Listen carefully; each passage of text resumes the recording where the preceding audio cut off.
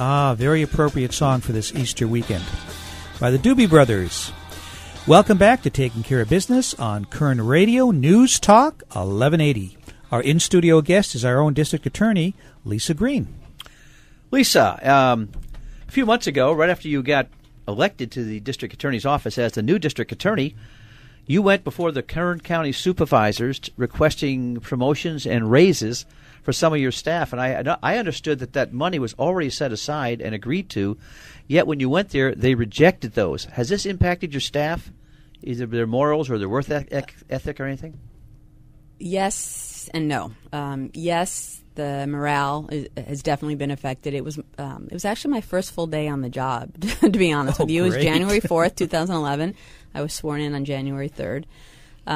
Morale was affected by the fact that promotions were denied for 16 deputy district attorneys. Work ethic, no. I mean, there's too much at stake for the deputy DAs to, not do their job, and I mean, public safety is at stake. So they work as hard as ever. They're just not being promoted and rewarded for that effort. Yeah. It was very disappointing. Clay, their morals were the same, but their morale may. Thank you for clearing that up. I couldn't let that slide, Lisa. It was low hanging fruit. Better you than me, Marty. He pitched it right over the plate. I thought I read it. I thought I read it the way you wrote it, Marty. Okay. So. The workload, they're still carrying the same workload or picking up additional cases because you're not hiring new district attorneys, I don't imagine, in this budget crisis. We actually have been able to fill positions. We've had so many retirements, so it's not new positions, but we've had so many retirements in the last, basically even, if you're looking at Ed Jagels on down, there's a trickle-down effect that goes with that. So we have hired new attorneys, and, in that area, that's worked out okay. Now, staying on the budget issue for a second, you also attended, just the other day I read in the paper, a forum hosted by Senator Michael Rubio. I did. And Rubio painted a very negative picture about Kern County and the spending cuts. And you were on the speaker forum. What was your reason for going there and talking?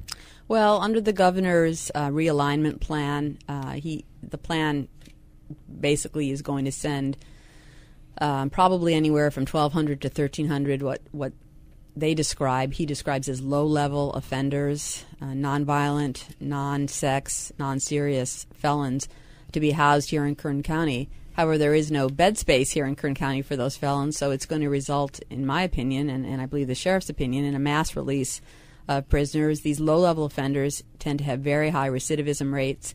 They commit more crimes, and I think it's going to increase the workload for law enforcement and for my office. It's a huge problem. Well, Ed Jagel, when he was the district attorney, was very much against releasing these prisoners. I imagine you have the same philosophy. Yes, absolutely. What can we do to keep that from happening? The governor has actually signed into law this AB 109, but it's not implemented until the funding comes through, which would be the funding to house these prisoners. I think you can contact your state senator and tell him or her that we don't want criminals released early. Criminals who are going to commit property crimes, drug possession offenses. There's a lot of felonies and a lot of felons that would be released from custody after not serving their full sentences. It would really be devastating. But if they don't release the prisoners, then you have the overcrowding situation, which creates more problems within the prisons themselves. Well, I'm not sure that I'm not sure what the prison overcrowding situation is at this point in time. I know here, we operate under certain limits as to the amount of prisoners that can be housed in the county jail. But these people are committing crimes and they're hurting innocent people, and in that respect, they need to be housed, and they need to be housed in prison, not in local jails, or not released after doing 6 months of a 2-year sentence. But recently they've been, releasing a lot of the prisoners, and they're ending up at the post office downtown, and this is creating a lot of problems for businesses down there. Is anything being done to curb that? Well, I don't really know. I mean, if they're being released on parole. Kern County has 3,500 active parolees. That's a large number. The governor's realignment is also considering switching parole from the state to local agencies such as the county, and the probation office here does not have the manpower to supervise these parolees. So the fact that they're being released at the bus station is not necessarily a problem as long as they're not committing crimes. That's how I would view that. But it's obviously going to be a huge problem for the Bakersfield Police Department if more crimes are being committed. Sure. We are live in studio with the District Attorney for the County of Kern, Lisa Green. Lisa, I've actually had this problem with a good friend of mine who ended up in jail several times, minor violations, but every time they released him with, I think it was $100, and they released him at the spot he was, or I should say the county and the city he was convicted in. That's right. And it's kind of like putting him in the same identical situation that he was caught in without any ability to do anything different than go back to see the same people that he was involved in when he got caught. So it just didn't make a whole lot of sense to me watching this. Yeah, well, typically parolees are paroled to the county, the commitment county, the county from where they were committed. Sure. Parole can be transferred to another county. There is a mechanism for doing that, but that's the typical way of doing it. They have to report to their parole officer, and tabs are kept on them. But you're right. They're around the same people that maybe got them into trouble the first time, the second time, whatever it is. Right. Yeah, the third time. Yeah. There was an article. You and I were talking about this a little bit off camera, right? Camera. Yeah. You're getting back at me. Okay, I had that one coming.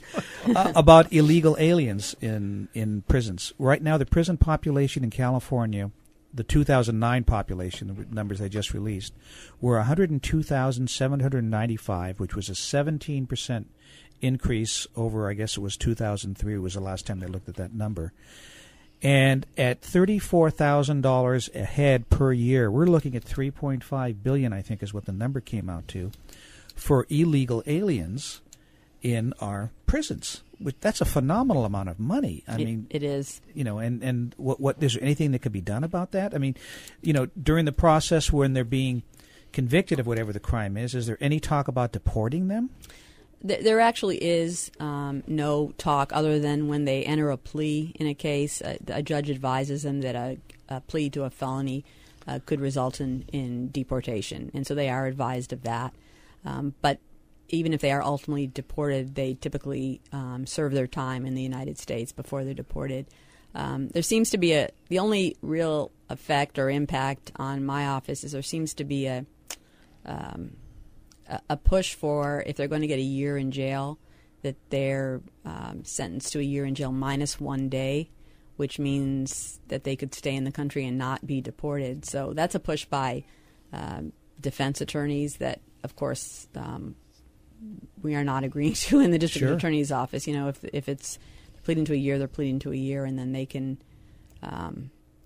if they're going to be deported, they'll be deported. Mm-hmm. Now, what about the situation where, there's been a lot of talk in the press about all the gangs, the Mexican gangs, basically the Mexican mafia that's really set up in different American cities for the drug cartel and everything.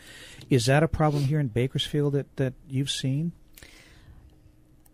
I think it is a problem. I think it's a problem throughout California. I've recently been to a training talking about those gangs and the tentacles of these gangs spread out throughout California. And actually, they're spreading out throughout the United States. But it's actually I would say in Kern County, it's probably a problem in terms of prison gangs who control so much of what happens on the streets. And because we have so many prisons here in Kern County, that a lot of these gangs are very active in the prison community.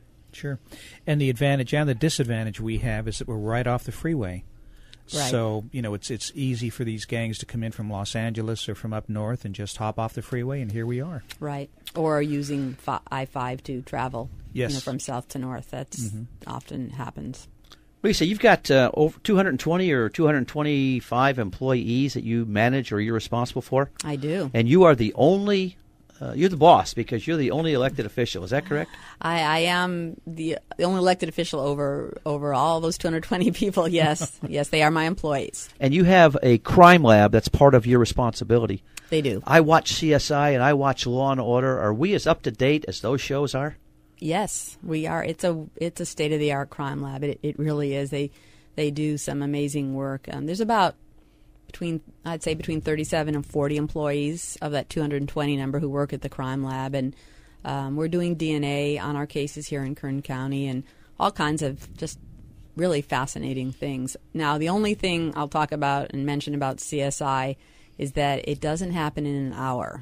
That is the main difference. I know it's disappointing. The reality of the casework is that it takes a while to analyze the drugs and to do the ballistics test, and then the DNA. It takes a while to get those things done. But are you backed up on your DNA? You know, you watch these shows and they're backed up. They are, and in fact, do we have a backlog? We don't. There's a lot of discussion about a backlog in analyzing the sexual assault kits that are taken from victims, and no, we do not have a backlog, which is really encouraging. But as far as there is a little bit of a backlog, we prioritize the cases to cases that are going to court, to investigations to where there's an unidentified perpetrator. But all that to say, I think that we have the full complement of DNA analysts. So in that division, actually, we're in pretty good shape. Lisa, I have to tell you, I'm not a big TV watcher, but I all of a sudden became a big fan of Criminal Minds. Yes, I've seen that show too. It kind of scares me. I don't like that show. It gives too many bad ideas to people. You know, it's dark. It's very dark. It is very dark. My problem is I usually watch those shows, and about 5 minutes into it, I know the answer. I know the solution to the problem. I see. Either that or he's fallen asleep. One or the other. Yeah, that show you can't figure it out. I mean, it's very, very well done. It is well done. We'll be back in a minute on Taking Care of Business on Kern Radio Newstalk 1180.